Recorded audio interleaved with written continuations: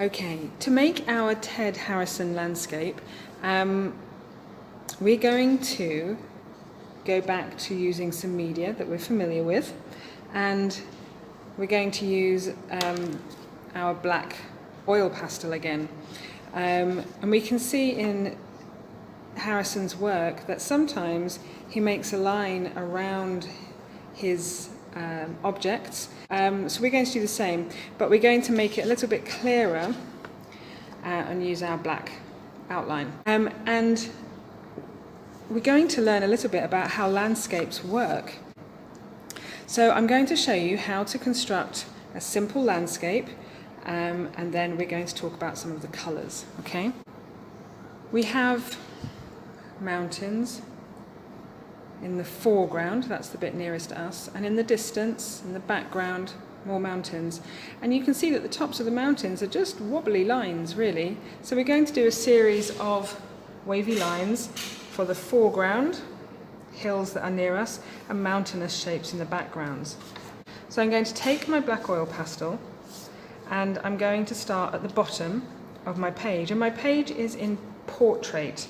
We're going to have it nice and tall, so that we can make a nice tall picture. So at the bottom of my page, which is nearest us in a landscape, I'm going to draw a line, just a wibbly line along my page. And this is like the hill line near us. Then I'm going to take another one, and you can do any lines you like. You don't have to follow me exactly, but this gives you a guide. And I'm going to go to the right side of the picture, and I'm going to draw another line in, wibbly, but I'm going to join it to this line as though it's disappearing behind that hill. So you can see it just joins. It doesn't draw through, it just stops at that line. So it looks like there's a hill behind this hill. And I'm going to take another one, wibbly line. I'm going to take this all the way across the page. And then in the distance, I'm going to do one a little bit more flat. And again, I'm going to join it to that hill.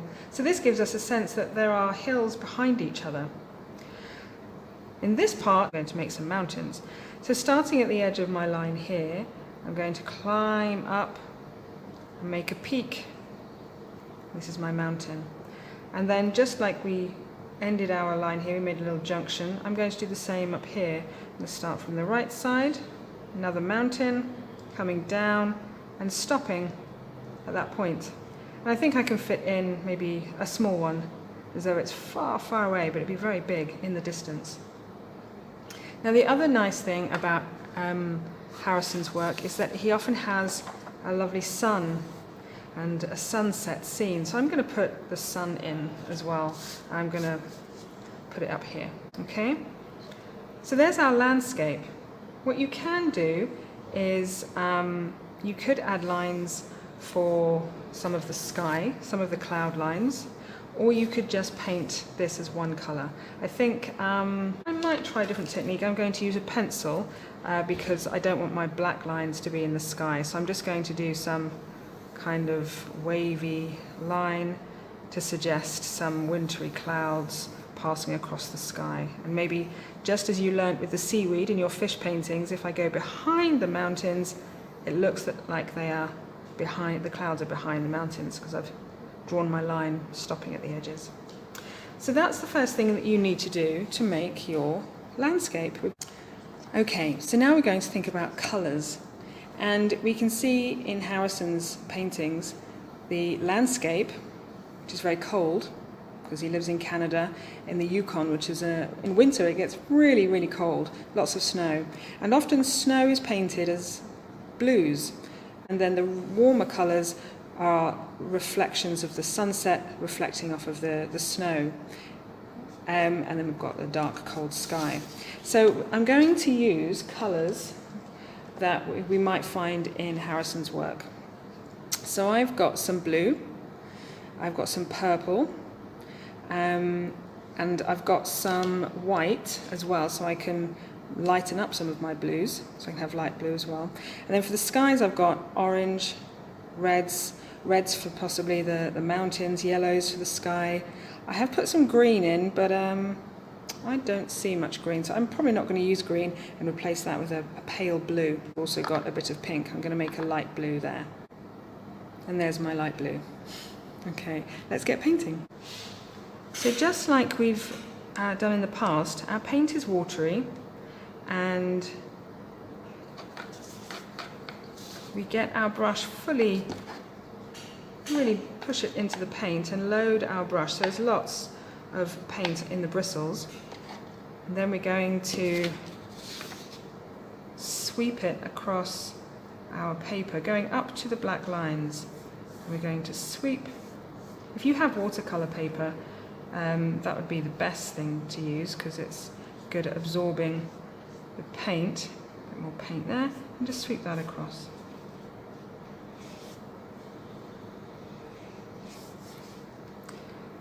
And then I'm going to add, I think, some pale blue.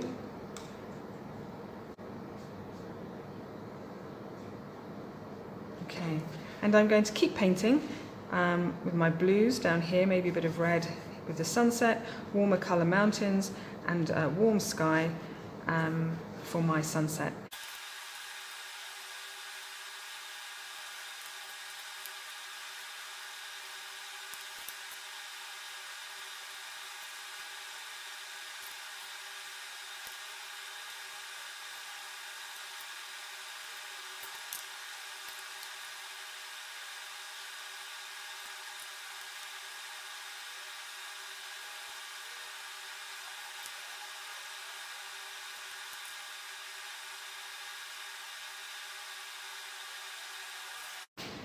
And there's our Harrison style landscape. Now what I love about watercolour, where I do not have the oil pastel, the colours have bled together, which I really like. It's like clouds in the sky bleeding together, but the black oil has stopped colours mixing. So the oil pastel is a good barrier to stop colours blending, but if they do blend, then it's really lovely. But for our Harrison style painting, we need to keep the colours separate, so we do need that oil pastel. So what you need to do now is leave this to dry until it's completely dry, and then we're going to do step 2 and add our animal.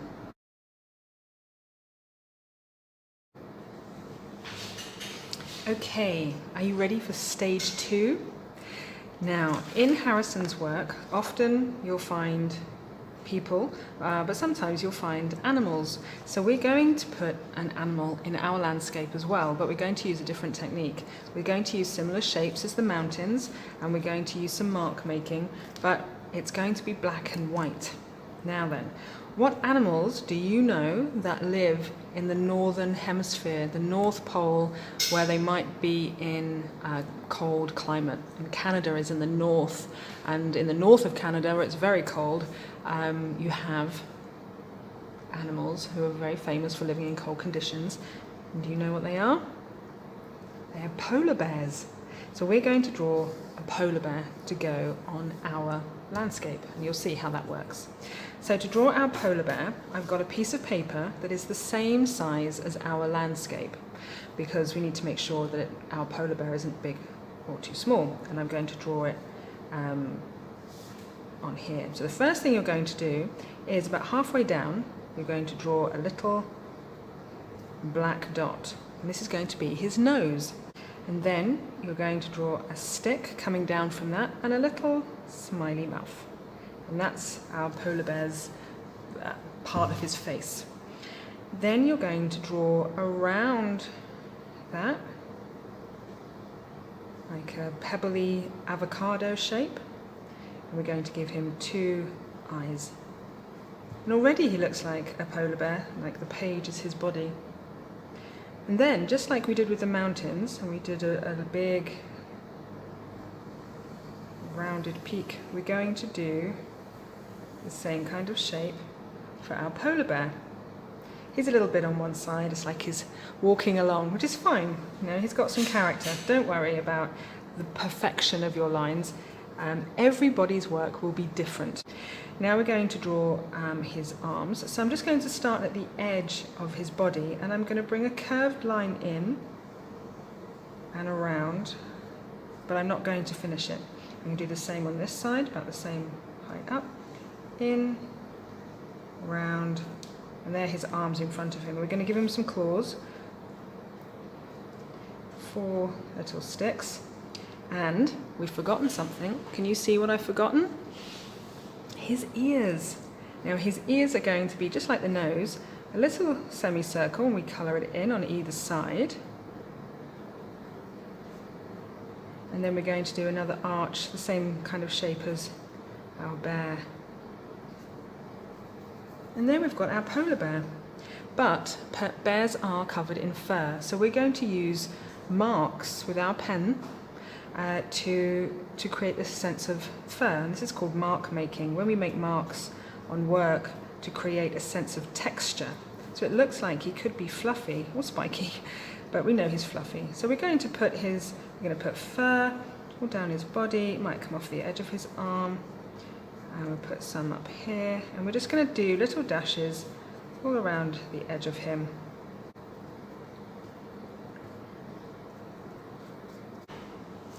And there's our polar bear. He's quite friendly looking. Okay, now what we're going to do is cut him out.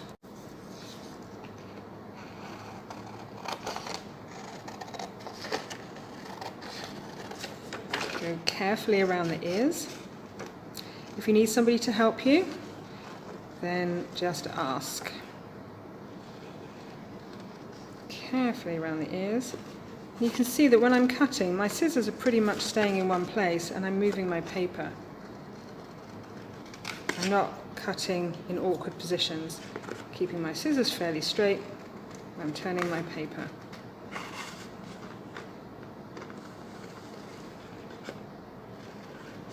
This is better because you don't have to twist your wrist into lots of awkward positions when you're cutting things out. I'm going to make sure that I go right up to the line. And there he is. Our poor polar bear looks a bit lonely on his own, so we're going to put him into our landscape, our northern cold climate landscape of northern Canada, and we're going to line his straight bottom up with the bottom of the page, and we're going to stick him down. Okay, so I'm just going to turn him over, get my glue,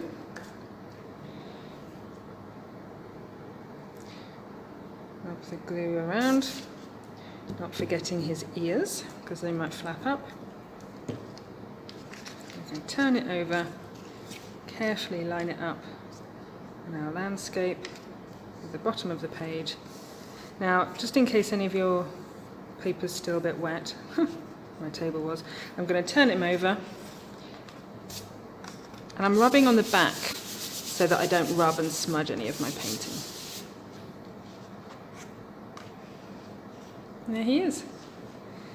Our polar bear wandering around, captured by surprise. Maybe someone's taking a photograph of the landscape and he pops up and he gets caught in the camera. So your polar bear animal with your Ted Harrison landscape in the background. I look forward to seeing your work. Have fun. And there you go, your Ted Harrison landscape. So lots of skills there that you're learning. Colour, landscape rules, how things change colour and change size in the distance, and how we create distance by overlapping shapes. You've done a drawing skill now, you know how to make polar bears. You've learnt about another artist, and you're having to control your paints really carefully and use your oil pastels carefully. So many things, so many skills you're learning, and you're doing so well with it. Okay, so have a go at that. Take your time, don't rush. Maybe you can do it in 2 stages. You're painting one day, let it dry, and then your polar bear. And then when it's all ready, you can photograph it and send it to me. Okay, look forward to seeing your work. Bye.